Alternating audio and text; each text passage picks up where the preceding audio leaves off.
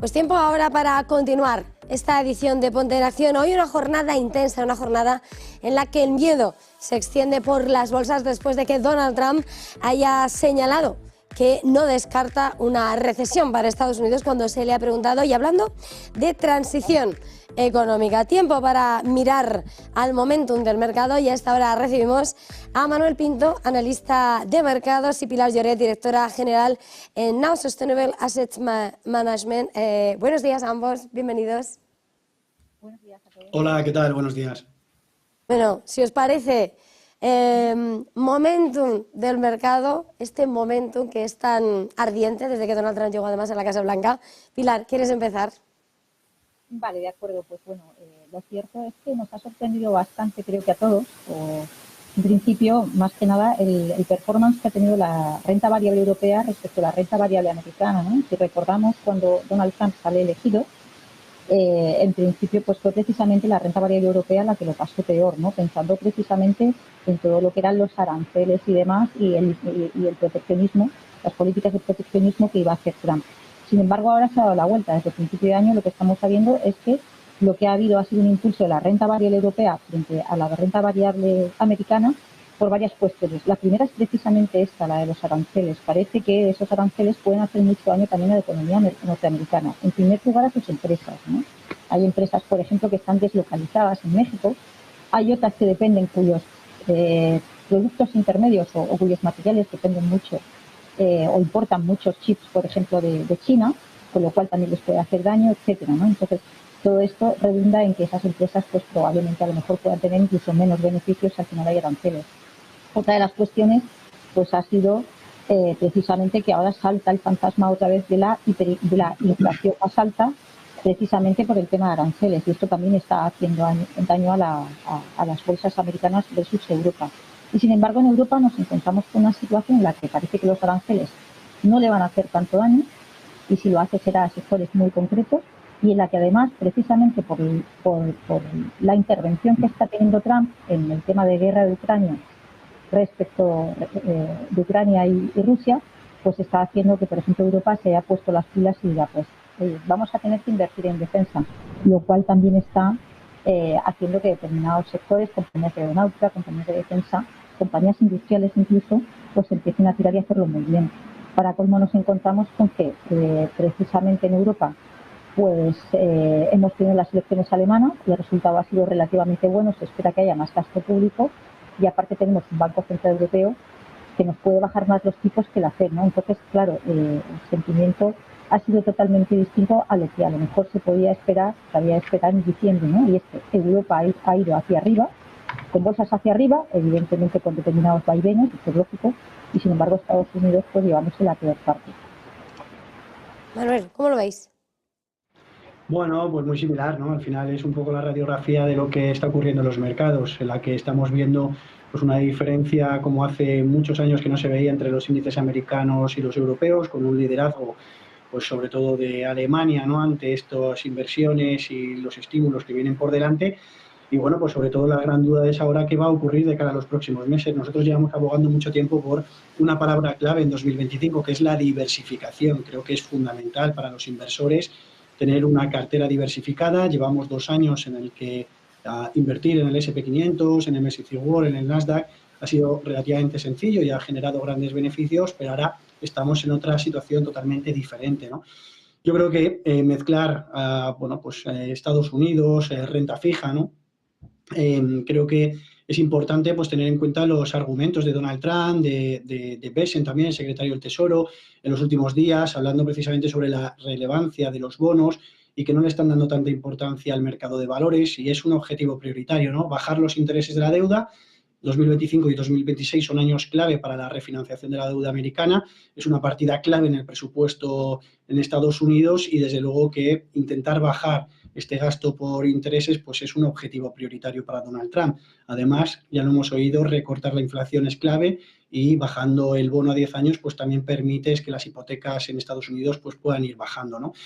Pues meter un poco de renta fija, como decimos, sectores a lo mejor más defensivos ahora, como consumo básico, ¿no? Que lo están haciendo muy bien, es el sector dentro de los 11 del S&P 500 que mejor comportamiento está obteniendo. También inversiones en dividendos, ¿no? Que dan pues empresas normalmente con, bueno, pues con beneficios estables, con negocios recurrentes, con generación de ingresos recurrentes, como decimos, que puedan compensar la caída en la rentabilidad de los productos de ahorro y de la deuda.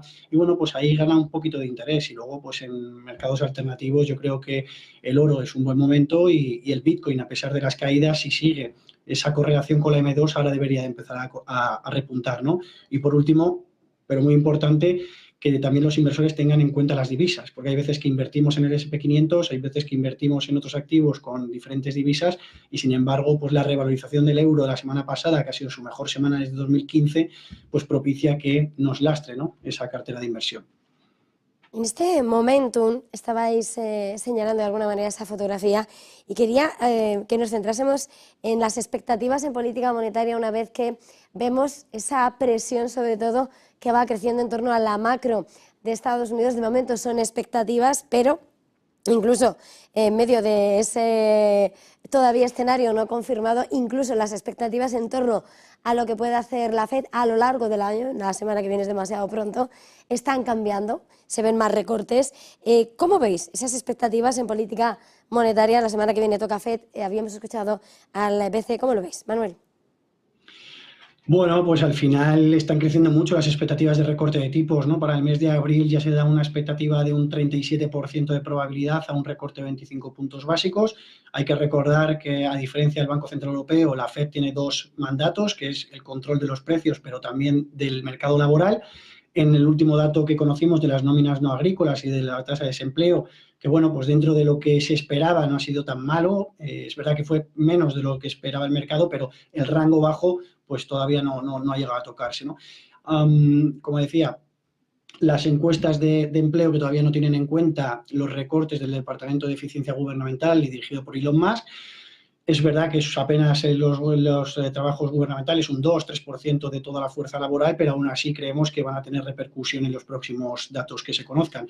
Así que, por tanto, pues en la que vemos resultados y datos económicos malos, ¿no? Ya lo hemos hablado, el GDP de Atlanta, a pesar de que ha subido en el último pronóstico de hoy un poquito el crecimiento esperado, y lo hemos visto en la confianza del consumidor, en los PMIs, en general, en cualquier dato económico prácticamente que hemos conocido en las últimas semanas, sumado también a una debilidad en el empleo que podríamos ver en los próximos meses y a las expectativas de inflación, muy importante esta semana, tanto la inflación como, sobre todo, también las expectativas de inflación del viernes, que el mes pasado sorprendieron por su fortaleza. Y ante ello, pues desde luego que tendrá que tomar cartas en el asunto la Reserva Federal, pero yo no descartaría ni mucho menos que, ante esta debilidad económica generada por Donald Trump, aunque le están acusando a la anterior administración, uno de sus objetivos también es recortar los tipos por parte de la FED, y es algo que de momento el mercado está viendo que está logrando, ¿no?, que aumenten esas expectativas. Así que, por tanto, pues recorte de tipos por parte de la FED, y a pesar de que el mercado no descuenta tanto recorte de tipos por el BCE, nosotros sí pensamos que van a continuar, y, como decía, creemos que en el corto plazo va a pesar más los riesgos arancelarios en el crecimiento económico que esas expectativas de crecimiento derivado de una mayor inversión y una mayor estímulos fiscales. Pilar, desde NAO, ¿cómo veis las expectativas de cara a lo que pueden ser los próximos movimientos de Powell? Pues bueno, en el caso de lo que es Estados Unidos, vemos menos claro tal vez esos recortes, porque precisamente los datos de inflación han terminado saliendo, los últimos venían un poco al alza, ¿no? Teníamos la inflación en torno al 3% en Estados Unidos, 3,3% la subyacente, entonces ahí es normal que, bueno, pues que hayan a lo mejor ciertas dudas y que tengan que repensarlo. Veremos también, porque sí que es cierto que, bueno, que hay ese mandato dual de crecimiento por una parte, inflación por otra, pero tenemos que tener en cuenta que los bancos centrales tampoco pueden perder credibilidad. Si la inflación sigue estando muy alta, yo creo que la FED tampoco va a tener tantas posibilidades de bajar. ¿Qué esperaríamos para este año? Pues a lo mejor algún recorte de 25 puntos básicos, tal vez no más. Desde luego, si hay 50 puntos básicos de recorte, 25 en una reunión, 25 en otro, ya no esperaríamos mucho más de cara al año que viene. En el caso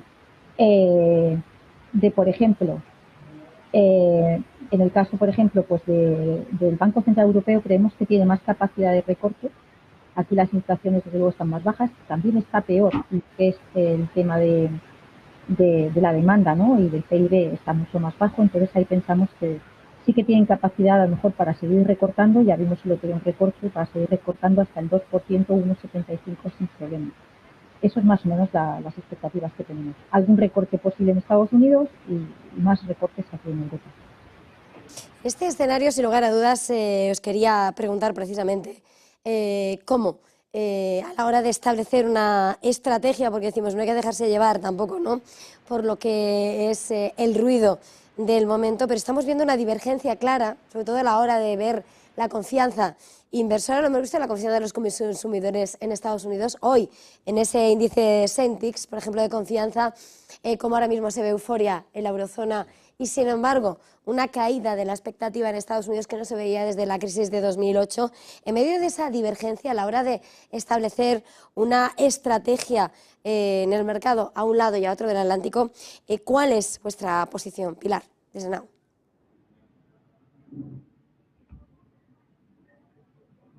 Variable europea está bastante más barata, ¿no? También es cierto que evidentemente no son los mismos sectores y que hay que llevar cuidado. Creemos en la diversificación, desde luego, pues porque bueno, a pesar de todo, pues bueno, Estados Unidos con algo más de crecimiento en las compañías, Europa con algo menos tal vez de crecimiento, pero más barato.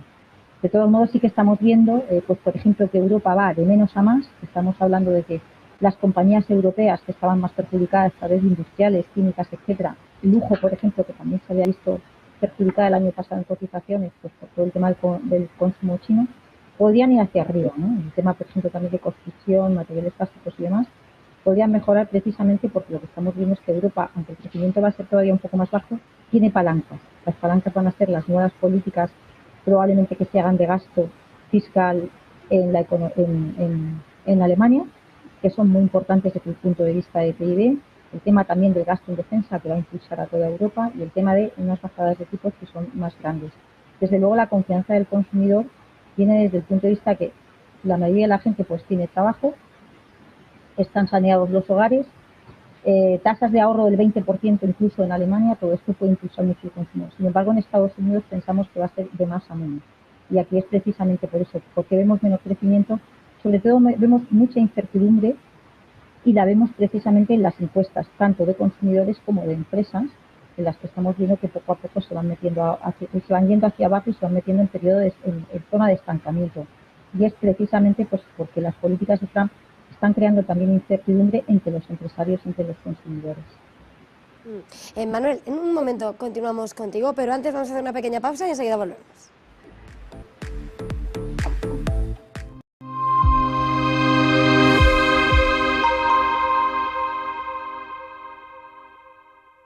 El desarrollo del segundo mandato de Trump será uno de los indicadores clave de los mercados, no solo a corto plazo, sino en los próximos 4 años.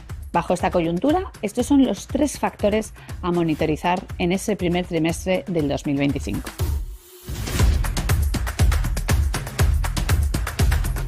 En primer lugar, la vuelta de Trump previsiblemente implicará aranceles, recortes de impuestos y menos regulación, lo cual debería seguir favoreciendo al crecimiento económico de Estados Unidos. No obstante, esta narrativa ya se encuentra en gran medida descontada en las valoraciones y eso reduce su potencial de subidas. En segundo lugar, será clave dónde se situarán los tipos de interés también en Estados Unidos al final de este ciclo. Es probable que los aranceles de Trump o el aumento que previsiblemente provocará en el déficit presupuestario aumente la inflación, lo cual justificaría una tasa terminal superior al 3,5% que descuenta actualmente el mercado. Por último, aparte de por la renta variable norteamericana, tenemos preferencia también por la japonesa. En cuanto a la renta fija, pensamos que el mercado es más favorable a Europa en deuda pública y en crédito apostamos por las duraciones más cortas, tanto para las emisiones de investment grade como high yield.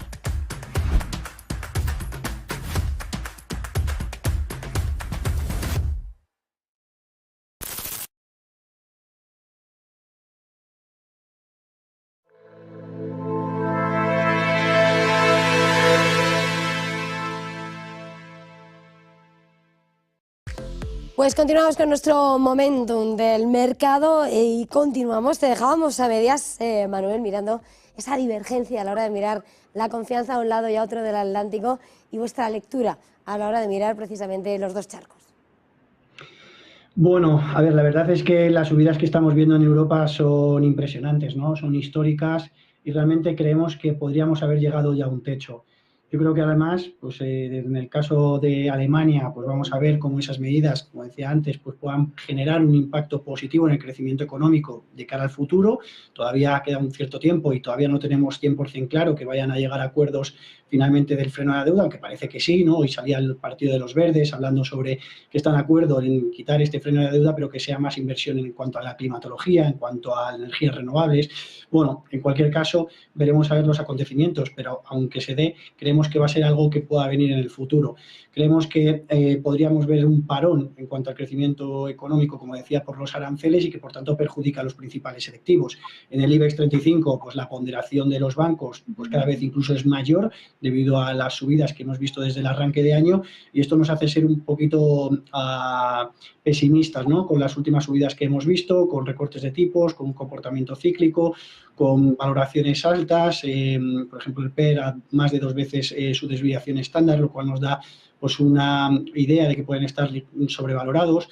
Bueno, pues en general con un comportamiento que podríamos ver, que yo creo que es momento para aquellos que están muy concentrados sus carteras de inversión a países de Europa o incluso España en particular, pues el poder diversificar un poquito. En Estados Unidos, pues depende del cliente o del inversor. Yo creo que al final podemos diferenciar si es a nivel estratégico o a nivel táctico. Aquellos inversores que se fijen más en el largo plazo, pues en principio creemos que a pesar de que haya una perturbación en el mercado en el corto plazo, en el largo plazo debería devolver esa fortaleza que hemos visto en los últimos años y el incremento en las cotizaciones de las acciones, ¿no?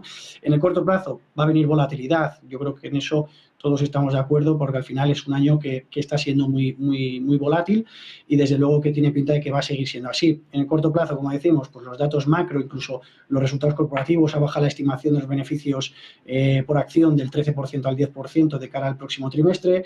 Pues estamos viendo algunos datos, como decíamos, incluso de señales de recesión, inversión en la curva, la regla de Rule, bueno, pues el VIX cotizando cada vez a un precio más alto, pues algunos datos que empiezan a mostrar signos de recesión, ¿no?